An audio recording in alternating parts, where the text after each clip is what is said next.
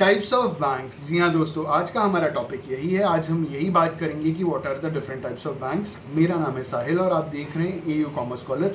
चलिए जल्दी से शुरुआत करते हैं। There are total 8 different types of banks दोस्तों। टोटल 8 अलग अलग प्रकार के बैंक्स होते हैं विच आर एज फॉलोज। सबसे पहला हमारा सेंट्रल बैंक, दूसरा है कॉमर्शियल बैंक, तीसरा है कोऑपरेटिव बैंक, चौथा है रीजनल रूरल बैंक, पांचवा है लैंड डेवलपमेंट बैंक, छठा है फॉरेन एक्सचेंज बैंक, सातवां है एग्जिम बैंक और आठवां है डेवलपमेंट बैंक। हम इन 8 बैंकों को डिस्कस करेंगे। शुरुआत करते हैं सेंट्रल बैंक से। सेंट्रल बैंक हर देश में एक होता है और अलग अलग नामों से जाना जाता है। किसी देश में सेंट्रल बैंक के नाम से जाना जाता है, किसी देश में फेडरल बैंक के नाम से जाना जाता है, किसी देश में रिजर्व बैंक के नाम से जाना जाता है। इंडिया में इसे रिजर्व बैंक ऑफ इंडिया कहा जाता है। ये बैंकिंग सेक्टर का एपेक्स इंस्टीट्यूशन है, मतलब बैंक्स में सबसे बड़ा बैंक ये है। बैंकों के लिए रूल्स रेगुलेशंस सेंट्रल बैंक ही बनाते हैं और ये चीज़ मॉनिटर करते हैं कि सारे के सारे बैंक्स जो हैं वो बनाए गए रूल्स रेगुलेशंस को फॉलो कर रहे हैं कि नहीं। अगर किसी बैंक ने फॉलो नहीं किया प्रॉपरली तो उन्हें पेनल्टी चार्ज करनी पड़ती है। साथ ही साथ अगर बहुत बड़ी गड़बड़ी हो गई तो देयर इज़ अ पॉसिबिलिटी कि लाइसेंस भी कैंसिल हो जाए। किसी भी देश की मॉनेटरी पॉलिसी उस देश का सेंट्रल बैंक बनाता है। एग्जाम्पल के तौर पे अगर हमारे देश में महंगाई बढ़ रही है तो सेंट्रल बैंक मॉनेटरी पॉलिसी के थ्रू इन्फ्लेशन को कम करने की पूरी कोशिश करते हैं। ये पूरा का पूरा कंट्रोल सेंट्रल बैंक के पास होता है। किसी भी देश में करेंसी इशू करने का काम उस देश का सेंट्रल बैंक करता है। भारत में भी जो करेंसी इशू करने का काम होता है वो रिजर्व बैंक ऑफ इंडिया के पास है।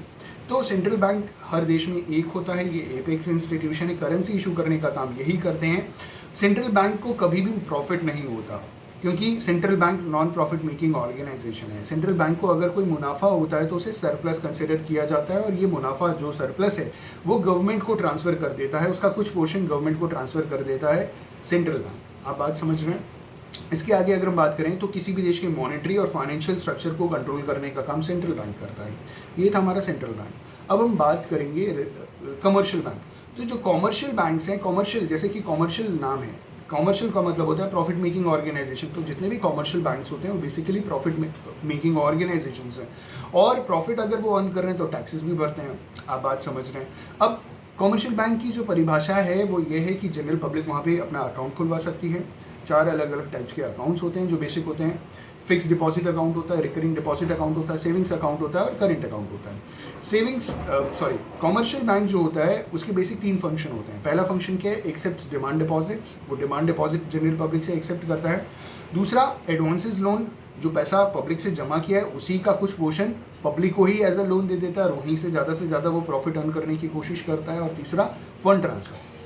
फंड ट्रांसफर नेफ्ट और आरटीजीएस के थ्रू आप कभी भी कहीं पे भी फंड ट्रांसफर कर सकते हैं। आजकल तो मोबाइल के थ्रू भी आप कहीं पे भी किसी को भी फंड ट्रांसफर कर सकते हैं। तो ये हो गए कमर्शियल बैंक्स। आपका भी जो अकाउंट खुला है वो किसी सेंट्रल बैंक में नहीं है, वो कमर्शियल बैंक में है या किसी और अलग प्रकार के बैंक में है। सेंट्रल बैंक में जनरल पब्लिक अकाउंट नहीं खुलवा सकती लेकिन कमर्शियल बैंक में अकाउंट खुलवा सकती है।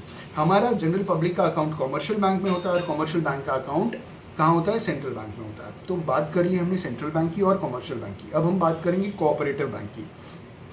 कोऑपरेटिव बैंक जैसे कि आप नाम से समझ रहे हैं, कोऑपरेटिव सोसाइटी एक्ट 1912 द्वारा इसे रेगुलेट किया जाता है और ये बेसिकली गांव में फॉर्म किया गया था, छोटे फार्मर्स के लिए फॉर्म किया था। ठीक है, रूरल एरियाज़ में फॉर्म किया गया था और अब तो ये अर्बन एरियाज़ में भी है। और ये क्रेडिट फैसिलिटीज़ और लोन की फैसिलिटीज़ फार्मर्स को प्रोवाइड कराने के लिए फॉर्म किया गया था। जो कोऑपरेटिव बैंक्स होते हैं वो हर स्टेट में उनके खुद के होते हैं। जैसे मैं एक बार हिमाचल प्रदेश गया था तो वहाँ पे मैंने देखा था शिमला कोऑपरेटिव बैंक।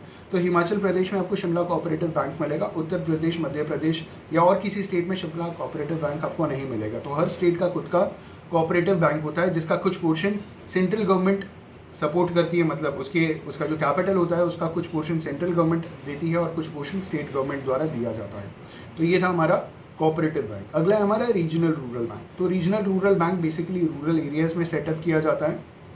ठीक है, और ये जो वीकर सेक्शन है ना, गांव के विलेजेस की जो वीकर सेक्शन है, रूरल एरियाज़ के जो वीकर सेक्शन के लोग हैं उनको सपोर्ट करने के लिए इसे शुरू किया है। स्मॉल फार्मर्स, रूरल आर्टिशंस के लिए इस बैंक को स्थापित किया गया, उनकी मदद करने के लिए। इसे स्मॉल मैन्स बैंक भी कंसिडर किया जाता है, मतलब छोटे लोगों का बैंक भी कंसिडर किया जाता है। They are basically scheduled commercial bank. तो जो रीजनल रूरल बैंक है उन्हें स्केड्यूल्ड कमर्शियल बैंक भी कहा जाता है। अगला हमारा बैंक है land development bank. Land development bank का मतलब क्या हुआ, इसे लैंड मॉर्गेज बैंक भी कहा जाता है और ये लॉन्ग टर्म क्रेडिट फार्मर्स को प्रोवाइड कराते हैं ताकि फार्मर्स सीड खरीद सकें, फार्मर्स फर्टिलाइजर्स खरीद सकें, अपने खेत की फेंसिंग करा सकें, ट्रैक्टर्स खरीद सकें। ठीक है, तो इन सारी चीज़ों के लिए ये आपको लोन प्रोवाइड कराता है और लॉन्ग टर्म लोन प्रोवाइड कराता है। ठीक है, और बदले में आपके खेत जो भी आपका जो भी लैंड है ना उसको मॉर्गेज कर लेता है, मतलब गिरवी रख लेता है, उसके बाद ही आपको ये credit long term credit provide कराता है। अगला बैंक है हमारा exchange bank. Exchange bank basically foreign exchange खरीदना और बेचना इसका काम होता है। इसके पास फॉरेन एक्सचेंज का अच्छा खासा रिजर्व होता है। ठीक है, ट्रेडिंग के लिए, ट्रेडिंग का मतलब आप फॉरेन एक्सचेंज में ट्रेडिंग के लिए इस बैंक का प्रयोग किया जाता है। लोग क्या करते हैं कि फॉरेन एक्सचेंज खरीदते हैं और बेचते हैं। जैसे आपने देखा कि अगर मैं अपने इंडियन INR इंडियन नेशनल रुपी की अगर मैं बात करूं, उसे अगर हम डॉलर से कंपेयर करें तो आपको मालूम है कि इसके जो वैल्यू है बढ़ती घटती रहती है। तो लोग क्या करते हैं कि कम जब वैल्यू है तो खरीद लेते हैं, जब ज़्यादा हो जाती है तो बेच देते हैं। तो ट्रेडिंग का काम करते हैं और इस ट्रेडिंग का काम एक्सचेंज बैंक के थ्रू ही किया जाता है। ठीक है, तो exchange foreign currencies for trading import export में भी काम आता है। और ऑल्सो ये लोग क्या करते हैं कि बिल्स ऑफ एक्सचेंज जो है ना उसे खरीदते हैं, बेचते हैं और डिस्काउंटिंग का भी यही काम करते हैं। ठीक है, अगर आपने बिल्स ऑफ एक्सचेंज डिस्काउंटिंग का नाम सुना है तो ये बेसिकली कौन कर रहे हैं, ये फॉरेन एक्सचेंज बैंक परफॉर्म कर रहे हैं। अगला है हमारा EXIM bank. EXIM EXIM, EX का मतलब होता है export, IM is import. Export import bank क्या है, export import bank long term finance provide कराता है एक्सपोर्टर्स को या इम्पोर्टर्स को, दोनों को ये लॉन्ग टर्म फाइनेंस प्रोवाइड कराता है ताकि इंटरनेशनल ट्रेड में जो फाइनेंशियल नीड्स है उसे फुलफिल किया जा सके। ठीक है, बस यही इसका एक मेजर रोल है। और जो लास्ट बैंक है हमारा वो है डेवलपमेंट बैंक। अब डेवलपमेंट बैंक क्या है, डेवलपमेंट बैंक जैसे इंडिया में सिडबी है, IDBI है, ICICI है, इनको हम डेवलपमेंट बैंक कंसीडर करते हैं। ये लॉन्ग टर्म, मीडियम टर्म या शॉर्ट टर्म इंडस्ट्रीज को लोन प्रोवाइड कराते हैं और साथ ही साथ ये लोग एडवाइसेस भी देते हैं, मार्केट की इन्फॉर्मेशन भी देते हैं, टेक्निकल असिस्टेंस भी प्रोवाइड कराते हैं, सारी चीज़ें प्रोवाइड कराते हैं इंडस्ट्रीज़ को। ठीक है, ये लॉन्ग टर्म लोन्स प्रोवाइड करा, साथ ही साथ इनका जो काम होता है वो अंडर राइटिंग ऑफ सिक्योरिटीज़ या शेयर्स का होता है। अंडर राइटिंग सिक्योरिटीज़ या शेयर्स का मतलब ये हुआ कि किसी भी कंपनी का ये लोग क्या करते हैं कि एक बार में बल्क में शेयर्स खरीद लेते हैं और उसके बदले में पैसे दे देते हैं उनको, और सस्ते में खरीदते हैं और उस कंपनी के व्यय पे थोड़ा थोड़ा करके मार्केट में बेचते रहते हैं, डिस्काउंट में खरीदते हैं, प्रीमियम में बेचते हैं। तो इससे फ़ायदा क्या होता है कि इनको कमीशन मिलता है, कंपनी को एक बार में बल्क में पैसा मिल जाता है, साथ ही साथ ये बड़ी बड़ी कंपनीज़ को फाइनेंशियल असिस्टेंस देने के साथ साथ एडवाइसेस भी देते हैं, मार्केट की इन्फॉर्मेशन भी देते हैं, तो सारी तरीके से हेल्प करने की कोशिश करते हैं। तो ये हो गया हमारा डेवलपमेंट बैंक। टोटल 8 बैंक्स थे जिनके बारे में आज हमने डिस्कस किया। होपफुली आपको क्लियर हो गया होगा कि ये 8 अलग अलग बैंक्स कौन से हैं और इनके बेसिक फंक्शंस क्या हैं।